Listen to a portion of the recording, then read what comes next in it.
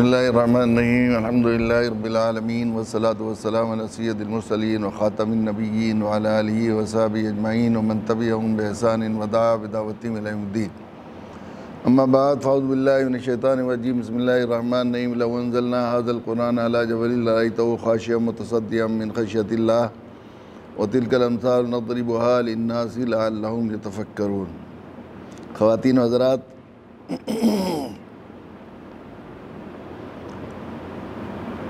یہ بات سمجھنے، سمجھانے، یاد کرنے کی کوشش کی جا رہی ہے کہ اللہ تعالیٰ نے قرآن مجید کی شکل میں انسانیت پر ایک بہت بڑا احسان فرما کر اللہ کے جتنے انعامات اور احسانات ہیں ان سے بندوں کو زیادہ سے زیادہ فائدہ اٹھانے کا ضابطہ اور قاعدہ قرآنی شکل میں عطا فرمایا۔ اور قرآن مجید کے ساتھ اللہ کو اتنا تعلق، اتنی محبت ہے کہ قرآن کے ساتھ نسبت رکھنے والا، قرآن سے تعلق رکھنے والا، قرآن سے کسی طرح سے وابستہ ہو جانے والی ہر چیز کی وقت اور قدر و منزلت اللہ اپنے دربار میں بڑھا دیتے ہیں۔ چنانچہ رمضان المبارک کے ساری رحمتیں، ساری برکتیں، ساری عنایتیں قرآن مجید کی نسبت کی وجہ سے ہیں ساری۔ خود قرآن میں جو ہے بات کہ شب قدر کی برکت 1000 مہینوں سے افضل وہ صرف قرآن مجید کے نزول کا صدقہ ہے۔ رمضان المبارک کی ساری رحمتیں اور ساری برکتیں شہر رمضان الذی انزل فیہ القرآن ھدی للناس وبینات من الھدی والفرقان، اس کے صدقے میں۔ تو قرآن مجید کے ساتھ جو آدمی یہ چاہتا ہو، رمضان مبارک کی کیا یہ مہینہ جو ہمیں اللہ تعالیٰ نے قرآن کے صدقے، نزول قرآن کے صدقے میں اپنی عطا کا جشن، اپنی رحمت کا موسم بہار عطا فرمایا ہے، اگر ہم یہ چاہتے ہیں کہ اس سے زیادہ سے زیادہ فائدہ اٹھائیں اور اللہ کی رحمت کے زیادہ سے زیادہ حقدار ہو جائیں، اجر و ثواب زیادہ سے زیادہ کما لیں اور زیادہ سے زیادہ اللہ کے یہاں مقبولیت، محبوبیت، اللہ کی معرفت، اللہ کی ولایت، اللہ کا قرب زیادہ سے زیادہ حاصل کریں، تو جس درجہ ہم قرآن مجید کے ساتھ وابستہ ہوتے چلے جائیں گے، قرآن کو اپنے اوپر، اپنی زندگی میں، اپنے ماحول میں، اپنے گھر میں، اپنے سماج میں جو ہے طاری کرتے چلے جائیں گے، اتنا زیادہ اللہ کی طرف سے رحمت کے اور کرم کے فیصلے ہو جائیں گے۔ اور یہ قرآن کے ساتھ اللہ کو اس غایت درجے کا تعلق ہے کہ صرف قرآن، میں نے یہ بات عرض کی تھی پہلے بھی ایک دن، کہ قرآن کی وجہ سے صرف آدمی کی آخرت اور دین ہی نہیں بنتا، بلکہ صحیح تجربہ ہے یہ بات۔ کل میں نے آخری شاید اسی بات پر بات کی تھی کہ جو لوگ قرآن یا اہل قرآن مجید پر، قرآن کی خدمت پر، قرآن کے خدمت گزاروں پر، قرآنی اداروں پر، یا قرآن پڑھنے اور پڑھانے والے حاملین قرآن پر اپنے مال کو خرچ کرتے ہیں، ان کی مال، ان کے کاروبار، ان کے روزگار میں اللہ تعالیٰ غیر معمولی طور پر عجیب و غریب برکتیں عطا فرماتے ہیں۔ میرا تو اپنا تاریخ اگر آپ دیکھیں گے تو جن شہروں میں قرآن مجید کے ساتھ خاص اختصاص اور خاص امتیاز کی خدمت کا تعلق ہو جاتا ہے، ان شہروں کی دنیاوی اور تجارتی حالت بدل جاتی ہے۔ پانی پت ایک زمانے میں بالکل جو ہے وہ جنگیں ہوتی رہیں، ایک کے بعد ایک لٹ گیا تھا، بالکل ختم ہو گیا تھا۔ حضرت قاری فتح محمد صاحب پانی پتی رحمۃ اللہ علیہ نے وہاں پر قرآن مجید کا ایک خاص انقلابی خدمت شروع کی، اور پانی پتی لہجہ پوری دنیا میں عرب بھی اس کے قائل ہیں اور دنیا بھر میں اس کا سلسلہ آج تک ہے۔ بڑے بڑے علماء اس سلسلے کے، حرم میں قاری صاحب ہیں، نام اس وقت یاد نہیں آ رہا ہے مجھے، وہ اسی سلسلے کے ہیں، ان سے سند لینے کے لیے، ان کو پورا قرآن سننے کے لیے بڑے بڑے قراء عرب کے ان سے جو ہے ان کے پاس آتے ہیں، زانو تلمذ طے کرتے ہیں۔ تو اس کے بعد سے پانی پت ایک بہت بڑا تجارتی شہر بن گیا، بزنس ہب بن گیا۔ اس کے بعد دنیا کے اعتبار سے اتنا فائدہ ہوا اس کو۔ حضرت تھانوی نور اللہ مرقدہ نے تو یہاں تک لکھا ہے، ایک مرتبہ محفوظ میں حضرت کی یہ بات ملتی ہے، حضرت کے مواعظ میں بھی یہ بات ملتی ہے، مجدد وقت ہیں حضرت تھانوی، حکیم الامت ہیں حضرت تھانوی۔ وہ فرماتے ہیں کہ جن گھروں میں اور جن اداروں میں مدرسوں کے لیے بھی امتیاز و اختصاص فرمایا، جن گھروں میں اور جن اداروں میں 3 چیزوں کا التزام ہو قرآن مجید کے ساتھ، قرآن کی عظمت، قرآن سے تعلق کی 3 چیزیں ہیں، ان کے بارے میں فرمایا 3 چیزوں کا التزام ہو، 3 چیزوں کا اختصاص ہو۔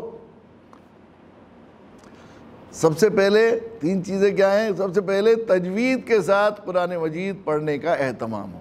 قرآن مجید ظاہر عربی زبان دنیا کی اچھوتی زبان ہے جس کو آخری درجے میں اس کی گرامر اور اس کے قواعد اور ضوابط جو ہیں بہت ہی مضبوط بنے ہوئے ہیں، اور وہ بہت حساس زبان ہے۔ اتنی حساس زبان شاید دنیا میں کوئی نہ ہو کہ ذرا سا زیر زبر کے فرق کے اعتبار سے بالکل معنی بدل جاتے ہیں۔ یہ ہماری بات یہ قرآن سے نہ تعلق نہ ہونے کی وجہ سے ہم لوگ قرآن کی تجوید اور قرآن کے صحیح لہجے میں پڑھنا اور صحیح طریقے سے پڑھنے کی طرف اہتمام نہیں کرتے ہم لوگ، خصوصاً سورۃ آدی ہے۔ انگریزوں کی وقت ہے تو انگریزی کی وقت ہے، ہم لوگ آخری درجے میں یہ کوشش کرتے ہیں بھائی امریکن انگلش بولنی چاہیے، برطانیہ کی انگلش بولنی چاہیے، تلفظ، لہجہ، پروناؤنسیشن سب اسی طرح ہو۔ جو ذرا اچھا بولنے والا ہوتا ہے اس کی کتنی قدر و منزلت ہوتی ہے اور اس کے سلسلے میں کتنی محنت کی جاتی ہے، کیسے کیسے ٹیوشن اور کیسے کیسے اسکولوں میں بھیجا جاتا تھا۔ اللہ تعالیٰ جزائے خیر دے، رحمت برسائے حضرت شاہ ابرار الحق صاحب نور اللہ مرقدہ پر، کہ انہوں نے جو ہے بہت ہی زندہ کیا بر صغیر میں قرآن پڑھنے کا شوق پیدا کیا، ان میں یہ شعور پیدا کیا کہ جو لین جلی کی غلطیوں کے ساتھ بالکل مجہول قرآن پڑھے جاتے تھے، بڑے بڑے علماء ہمارے یہاں بالکل مجہول قرآن مجید پڑھا کرتے تھے، انہوں نے اس میں حساسیت پیدا کی، اور حضرت چھوٹی چھوٹی مثالوں سے بتایا کرتے تھے بھئی اگر اردو میں کوئی پنکھے کو پنکھا کہنے لگے تو سب ہنسیں گے یا نہیں ہے؟ پنکھا۔ اور عربی میں اتنا اظہار اخفاء کے قوانین ہیں، ان کی کوئی رعایت نہیں کرتے، غنہ کے قاعدے اور اس کو نہیں کرتے کوئی رعایت نہیں۔ ایک مرتبہ حضرت جو ہے وہ ساؤتھ افریقہ گئے تھے، بہت بڑے بڑے تاجر اور بڑے بڑے لوگ ان کے استقبال کے لیے آئے، تو حضرت جو ہے گاڑی میں سے اتر کے لفٹ کی انتظار میں تھے، تو حضرت نے فرمایا کیا لیفٹ آئی نہیں ابھی دیر میں آئے گی لیفٹ؟ تو سب چپ ہو گئے اکرام میں، حضرت کے اکرام میں۔ اب وہ اوپر گئے، چڑھ گئے، لفٹ آ گئی، اس کے اوپر کو چڑھے۔ وہ زمانہ تھا کہ لفٹ بہت کم لوگوں، ہمارے ہندوستان میں بہت کم رواج تھا، وہ زمانہ تھا۔ تو جب اوپر چڑھ گئی 7ویں منزل پر، یہ تو بڑا اچھا تھی نا، یہ لیفٹ بہت بڑھیا ہے بھائی، یہ تو خود ہی پہنچا دیا اس نے، کہ حضرت انہوں نے کہا لوگوں نے کہ حضرت لیفٹ نہیں ہے، یہ لفٹ ہے۔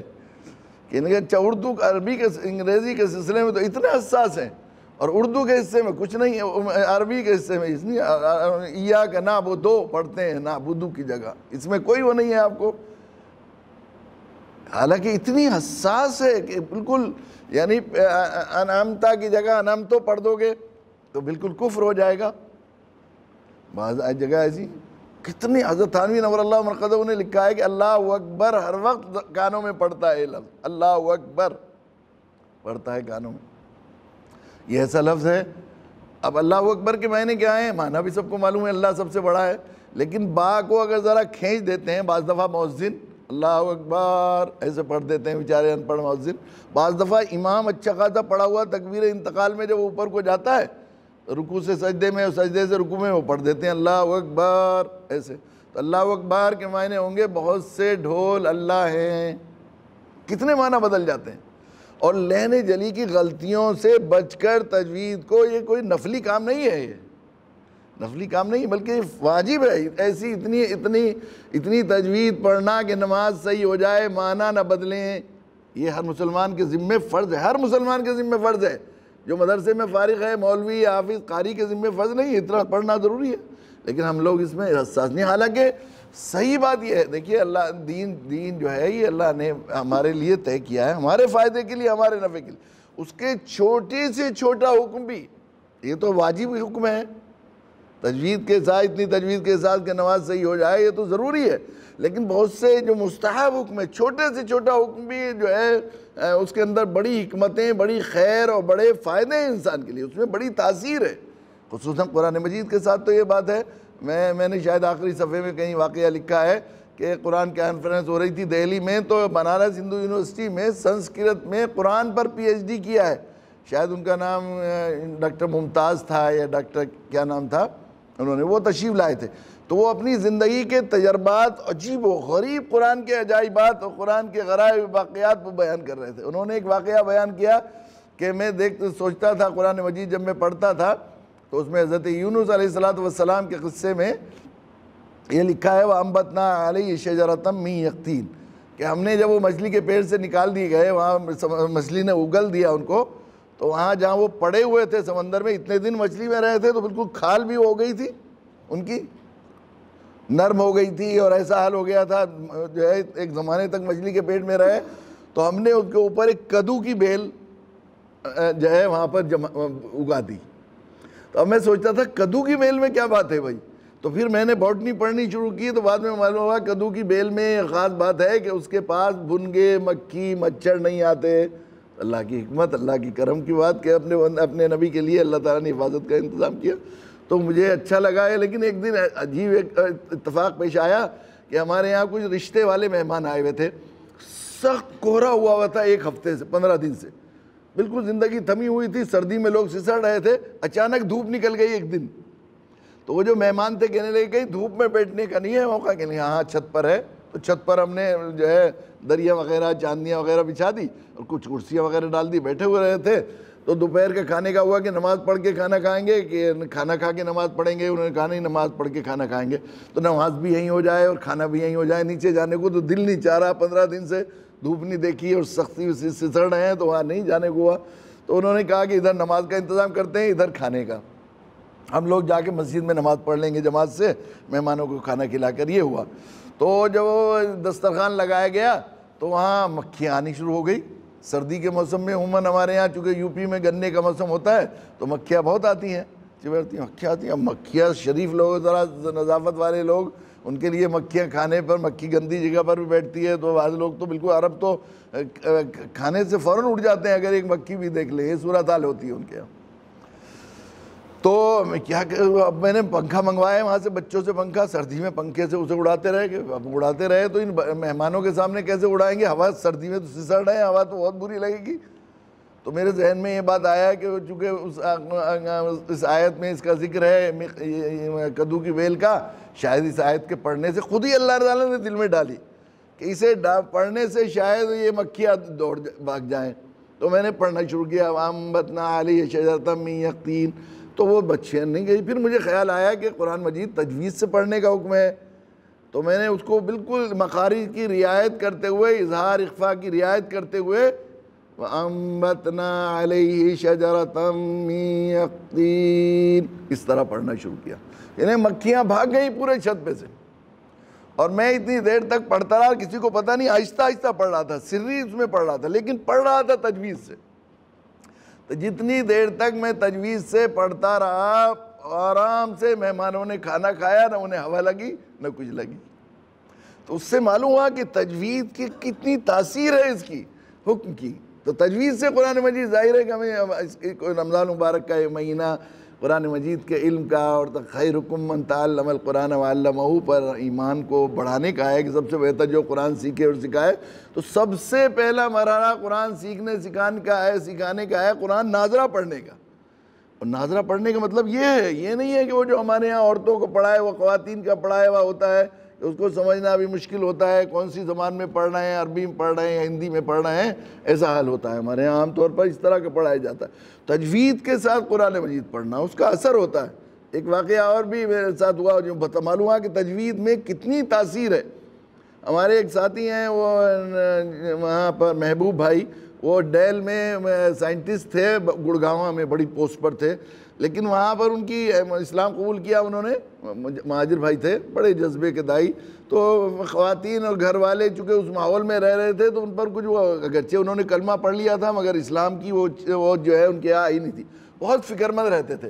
تو میں نے ان سے کہا کہ آپ جو ہے دبئی چلے جائیں، امارات یا کسی گلف میں، تو انہیں ماحول مل جائے گا تو اللہ تعالیٰ کریں گے ٹھیک ہو جائے گا۔ تو وہ چلے گئے۔ اچانک ان کا فون آیا کہ ہماری مامی کو کینسر ہو گیا ہے اور جو ہے وہ راجیو گاندھی کینسر ہاسپٹل جو ہے رونی میں، اس میں ایڈمٹ ہیں۔ کسی دن ہریانہ جاتے ہوئے یا دلی جاتے ہوئے اگر آپ انہیں دم کر دیں تو مجھے دعوت دینے میں خاندان میں، وہی ہمارے خاندان میں سب سے بااثر ہیں ماموں جی، اگر وہ ذرا آپ سے قریب ہو جائیں گے تو ہم اس بہانے سے انہیں دعوت دینا آسان ہو جائے گا۔ ایک مرتبہ میں ہریانہ جا رہا تھا تو ہم لوگوں نے سلیم سے کہا کہ چلو بھائی دیکھو ادھر کو تو جا ہی رہے، روہتک کو، آج ادھر کو نکلتے ہیں ہم لوگ، رونی کو نکل جائیں گے۔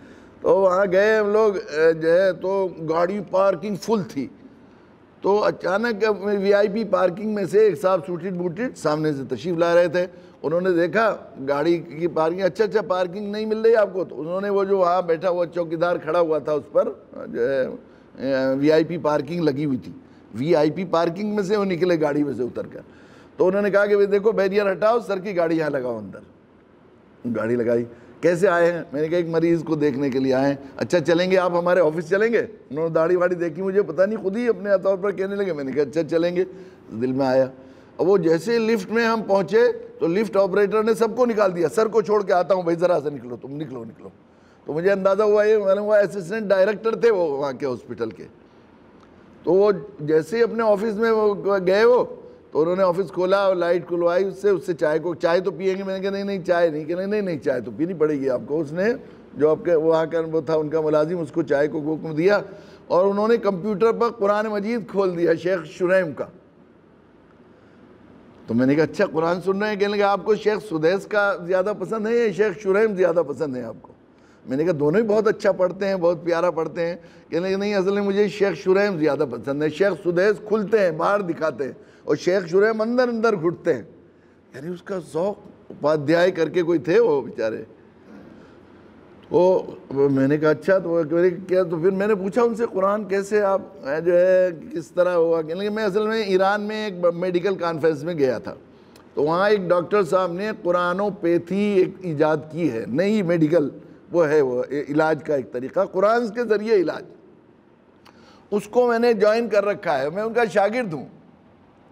اور انہوں نے بتایا کہ میں اتنے دنوں سے یہ ہوں، اور فلاں جو ہے تجوید کا وہ بھی کورس بھی کیا میں نے، اور یہ بھی کورس کیا بتایا تھا۔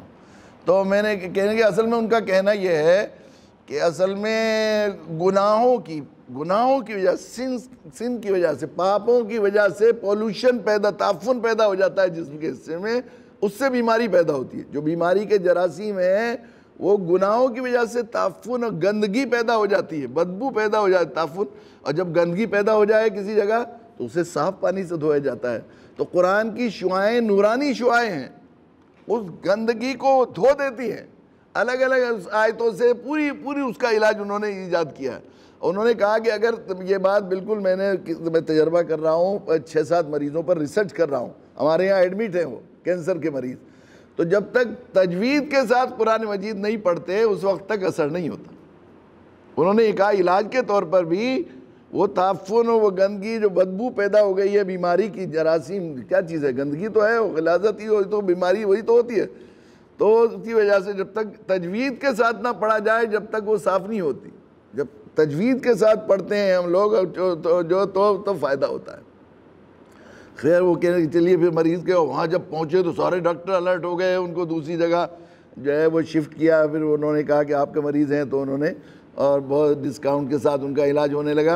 اور اللہ کا شکر ہے کہ وہ وزٹ جو ہے قرآن مجید کے تعلق کی وجہ سے، قرآن مجید کی برکت کی وجہ سے، وہ نہ صرف یہ کہ وہ اس وقت ان کے لیے بہت سارے پیسے بچنے کا ذریعہ، وہ بڑا مہنگا ہوتا ہے راجیو گاندھی میں علاج جو ہے، اور نہ صرف یہ کہ بلکہ وہ پورے خاندان کے لیے پھر وہ اتنے قریب ہو گئے ان کے ماموں، اللہ نے کیا، پھر وہ اللہ تعالیٰ نے ان لوگوں کو ہدایت بھی عطا فرمائی۔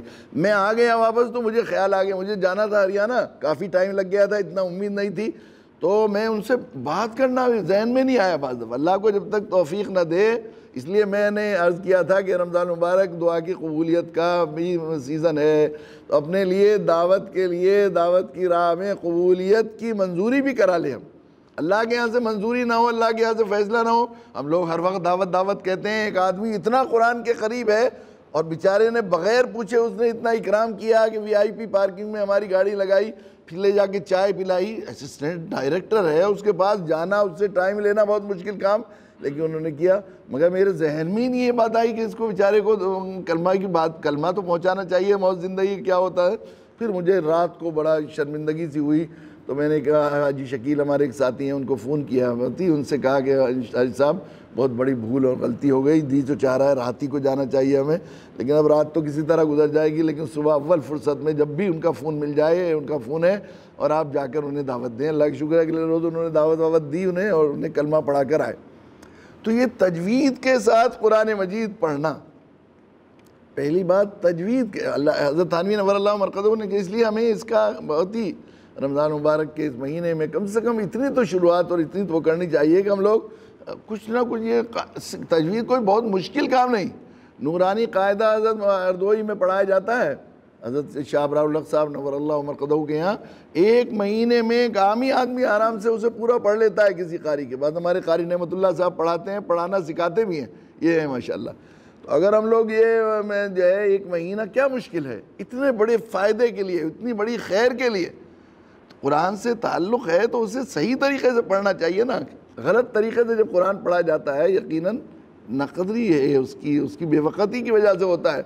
آپ کسی صاحب کلام کے سامنے, کسی شاعر کے سامنے اس کا شعر غیر موضوع پڑھتے ہیں. شاعر کی تو بات دوسری ہے. ہم جیسے لوگ جنہیں تھوڑا بہت شعری ذوق سا ہو گیا ہے, مسلسل مشاعرے اور شعراء کی صحبت میں رہ کر, جب بڑے بڑے علماء ہمارے آج کل اردو سے ایسا دوری سی ہوتی چلی جا رہی ہے کہ انہیں اس کے وزن کا اندازہ نہیں ہو, غیر موضوع شعر پڑھتے ہیں. کچھ کا کچھ شعر نظم کو نثر کے طور پر ایسے لگتا ہے نثر پڑھ رہے ہیں. تو ہم لوگوں کو جنہیں ادب کا اور زبان کا زیادہ ذوق بھی نہیں ہے, متلی سی آنے لگتی ہے. اتنے بڑے عالم ہو کے کتنا غلط پڑھ رہے ہیں. اور اگر شاعر کے سامنے اس کا شعر غلط پڑھا جاتا ہے تو میں نے کتنی مرتبہ دیکھا کہ آخری درجے میں انہیں ناگواری ہوتی. وہ اللہ جو حاکم الحاکمین ہے, جن کا کلام جو ہے کلام الملوک, ملوک الکلام, بادشاہ کا کلام جو ہے وہ کلام کا بادشاہ ہوا کرتا ہے, اور حاکم الحاکمین کا کلام ہے تو سارے کلاموں کا بادشاہ ہے.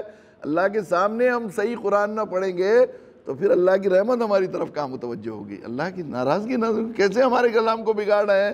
تو سب سے پہلی بات یہ ہے کہ تجوید کے ساتھ قرآن مجید پڑھنا, پہلی چیز تجوید کے ساتھ. دوسرے فرمایا جن گھروں کے اندر اور جن مدارس کے اندر جس جگہ پر تجوید کے ساتھ قرآن مجید کا پڑھنا, پڑھنے کا اہتمام ہو اور حاملین قرآن کا اکرام ہو. قرآن پڑھنے, کل چل رہی تھی بات کہ یہ جو امام ہیں, مؤذن ہیں, مکتب کے میاں وہ ہیں, مدرسہ چلانے والے ہیں, مدرسے والے ہیں, یہ کیسے قابل احترام ہیں, کیسے قابل اکرام ہیں یہ لوگ. یقیناً یہ لوگ ان کے پاس سب سے بڑی دولت ہے. آخرت کے اعتبار سے دیکھیں تو کتنی بڑی دولت اور کتنا بڑا سرمایہ ہے. میں نے کہا کہ کوئی آدمی, کوئی بڑے سے بڑا عبادت گزار آدمی, عام مسلمان مقتدی, ایک صرف فرض نماز پڑھنے والے امام کے برابر نہیں, امام کے پیروں کی دھول بھی نہیں بنے گا آخرت میں اجر و ثواب کی وجہ سے. میں نے مثال کل دی تھی کہ 500 آدمیوں کو نماز پڑھائی, فرض نماز 500 کو 5 نمازیں پڑھائی ایک امام نے, تو کتنی ہو گئی 2500 فرض نمازوں کا, مقبول نمازوں کا ثواب اس کے حساب میں لکھا گیا. 2500 مقبول نمازیں پڑھنے کے لیے ہمیں کتنے دن چاہیے؟ 100 دن. 2500 نہیں 500 دن میں پڑھیں گے, 1.5 سال میں. اور وہ مقبول ہوں گی کہ نہیں, آج کل ہمارے مقبول ہونے کا تو سوال ہی نہیں ہے. تو وہ شخص ساری زندگی نفل پڑھتا رہے, ایک فرض کے برابر نہیں ہو سکتا. وہ 70 گناہ کا مطلب ہے ملٹیپل 70 بار, 2 دونی 4 چوک 16, اس طرح سے ہے. 70 کا مطلب عربی میں بے نہایت کو ہوتا ہے. تو ان کا کتنا احترام اور کتنا اکرام ہونا چاہیے, حاملین قرآن کا اکرام. اور تیسرا صحف قرآن, قرآن مجید جو یہ صحف ہے قرآن کا جو ہے, اس کا احترام جہاں پر ہو. حضرت تھانوی نور اللہ مرقدہ نے لکھا ہے کہ اگر دین و دنیا کی فراوانی اس گھر میں نہ آئے, دین و دنیا کی, دین کی بھی اور دنیا کی بھی فراوانی اگر اس گھر میں نہ آئے تو میدان محشر میں میرا گریبان پکڑ لینا. حضرت تھانوی نور اللہ مرقدہ نے اتنی بڑی بات کہی, اور انہوں نے ایسے ہی نہیں کہی بلکہ اپنے زندگی بھر کے تجربے سے کہی اور تاریخ کے پس منظر میں کہی, اور سب سے زیادہ قرآن و حدیث کی روشنی میں کہی. اللہ نے اور اس کے رسول نے جو وعدے کیے ہیں قرآن پڑھنے اور پڑھانے والوں پر اور قرآن والوں کا اکرام کرنے والوں پر, تو تجوید اس کا ارادہ کریں, عزم کریں کہ ہم لوگ انشاءاللہ قرآن مجید تجوید کے ساتھ پڑھا کریں گے. اللہ تعالیٰ ہمیں توفیق عطا فرمائے. باقی دوسرے حصے کو انشاءاللہ ہم لوگ کل بات کریں گے. الحمدللہ رب العالمین.